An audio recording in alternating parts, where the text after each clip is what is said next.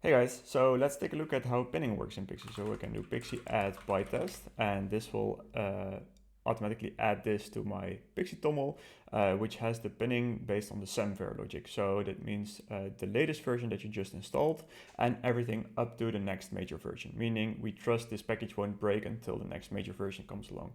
If you remove the log file, it can still solve for a higher version than 9.0.2, but at least it has to get 9.0.2 and anything below 10.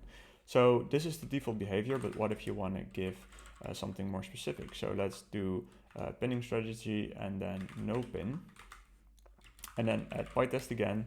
This will add bytest with the any type, which means give me any version of bytest. I don't really care. If you update, you can also update to new major versions, and the log file will be updated to that.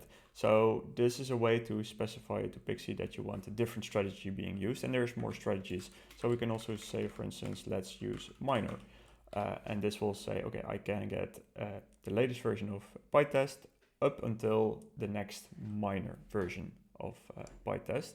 We do one special thing, and that's if you do Pixi add Python and you give no pinning strategy, it will also use the normal minor setting, because it's very common that although it shouldn't be breaking, people want to limit until the next minor version of Python, so this is the default behavior.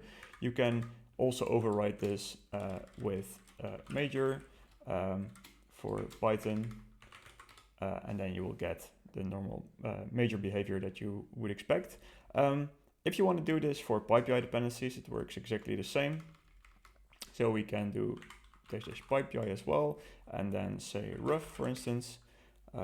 Quickly install that, and then you see that it also adds that with the major version. And if we want to do that with a minor, that also works. So what if we want to set this configuration for every case that we're using this? So we can do Pixi config set, and then the pinning strategy, and then, for instance, no pin. And if I now do add anything, so let's add mod.lib, you'll see that it always adds it with the star.